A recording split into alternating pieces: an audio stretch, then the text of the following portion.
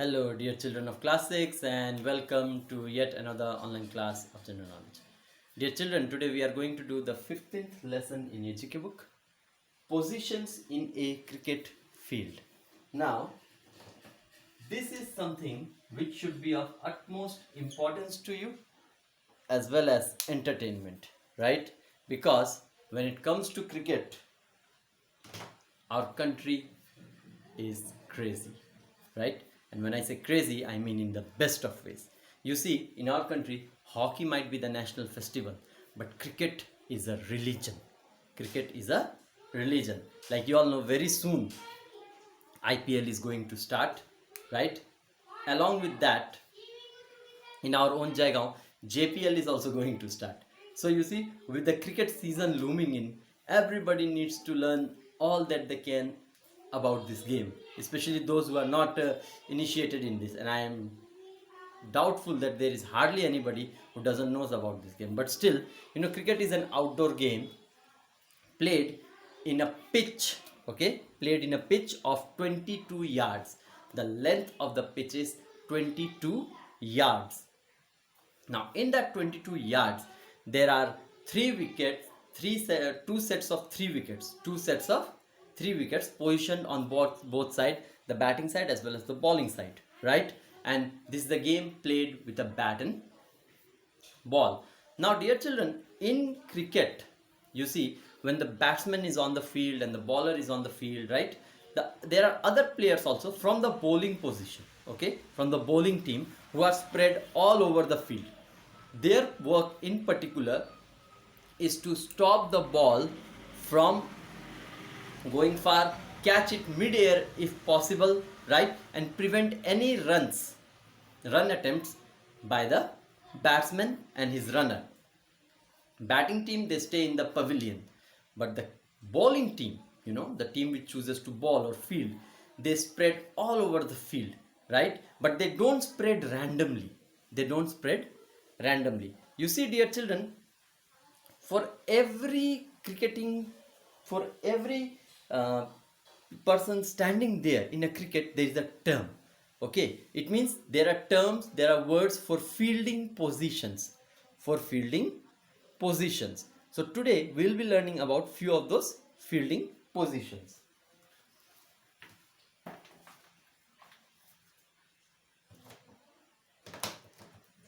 You have number A, wicket keeper. Wicket keeper. Okay. You have number B, first slip. Then you have number C, third man. Then you have number D, gully.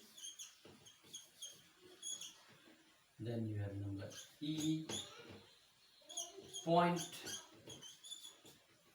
Number F, cover. Number G,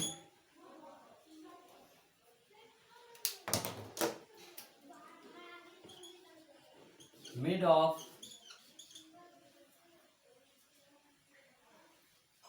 Number H, mid wicket.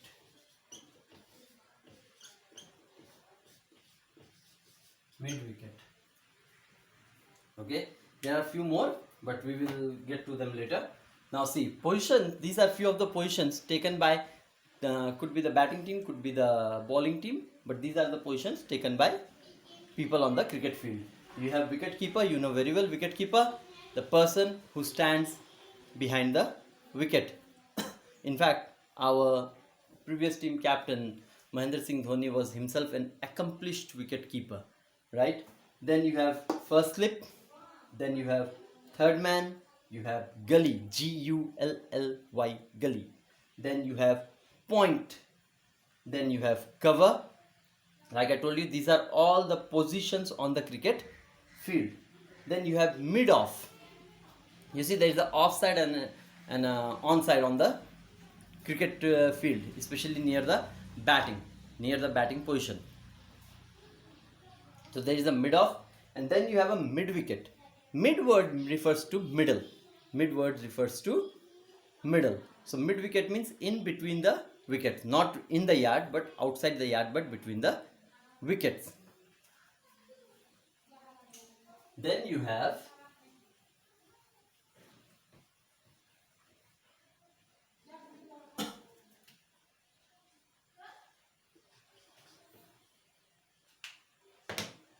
square leg,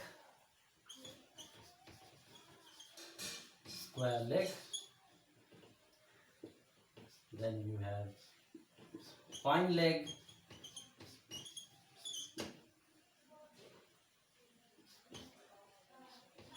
then you have bowler,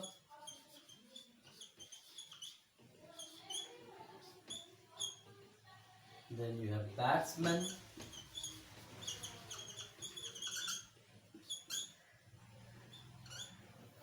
then you have again batsman. Now you see children, batsmen are mentioned 2 times.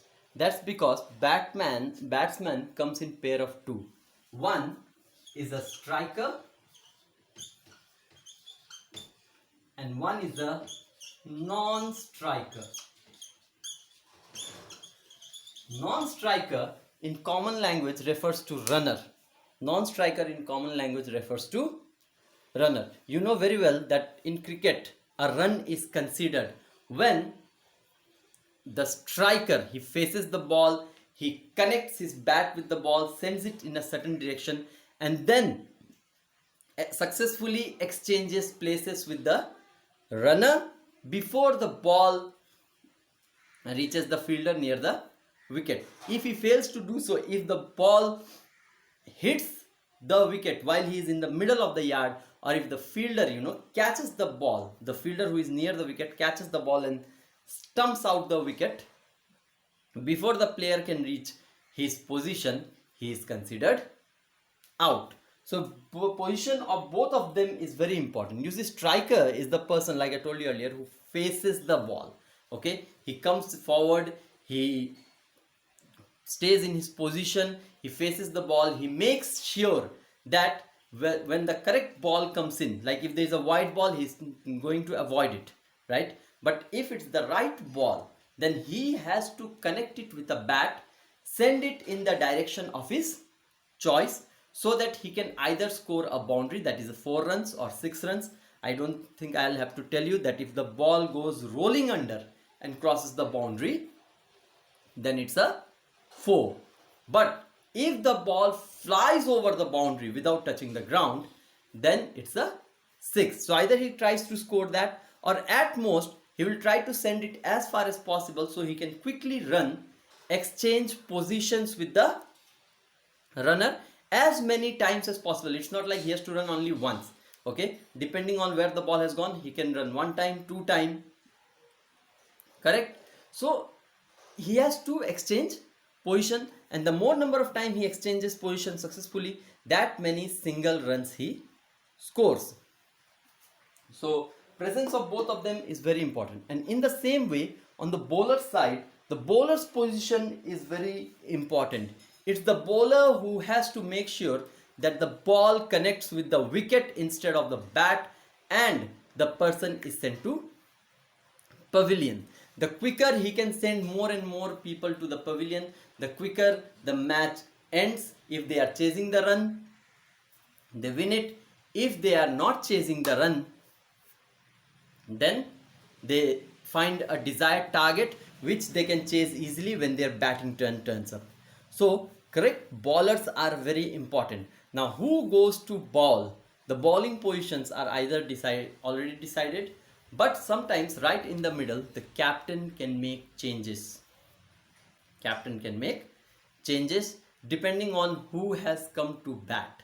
You see, different type of batsmen are expert at facing different type of balls. Some know how to connect with the spinners, some know how to tackle fast bowlers, some know how to connect with the balls which come at yorker positions. Yorker position means very near to the leg. So if the batsman comes who is very good with spinners, who can connect the ball that spinner sends, then it will be a folly to send a spinner there. right? Because all his balls will be connected by the bat. It will end up, the batsman will end up scoring loads and loads of runs. So automatically what happens? The captain out there has to decide and send another person for estimating the weakness of the batsman. So bowler positions are also very important, and batsman positions I have already told you about. You have then you have the most important person in the entire cricket, if I have to say, umpire. Umpire is the person standing there with a black pant, white coat, white hat, who is responsible for making decisions. Whether the player is out or not, whether it's a boundary for 4 or a boundary for 6, whether it's a white ball, no ball, right? Whether any foul has been committed, all the decisions are taken by umpire alone, right? And his decision is often final until there is a very conflicting situation, in which case the umpire on the field decides to transfer the decision to the third umpire. Now the third umpire goes through all the recordings of the match, right? Latest tech and all, nowadays it's known as third eye in the cricket, and with the help of that they are able to make accurate decision. But the umpire's decision is final and binding. Without him, the match would end in a scuffle, in a quarrel. Hence, that's why I told you, in cricket, the best position, the biggest position, you can say the most important position, is neither of the batsman nor of the bowler, it's of the umpire. And here's the fun part, dear children. Umpire never takes his decision loud. If someone is out, he will not say, hey, you are out, or hey, it's a no ball. Instead, he has signs.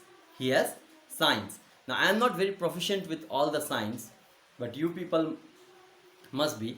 Like, but few are there. Like, if someone is out, what he will do? He will raise a single finger, right? If it's a 6, he will raise both his hands upwards.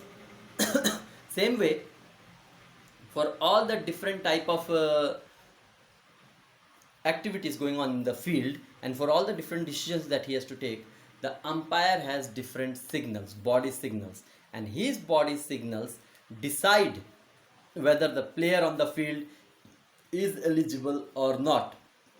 In fact, one of the very common hand signs that you'll see in a cricket is that umpire raising his hands like this. Why he raises hands like this? He keeps it raised like this till the batsman is not in the comfortable position. Once he pulls his hands down, then only the bowler is allowed to run and throw the ball. Without umpire signal, the bowler is not allowed to throw the ball. And same way in the cricket, the bowlers or batsmen, in fact the entire field of players, are not allowed to behave in a non-conducive way, behave badly with the umpire. If they do so, they are eligible, they are liable to a disciplinary action by the cricket board. It may mean deduction in the match fees or suspension from the game, depending on how they have behaved with the umpire. So you see, this is a very important position. And then you have the last one,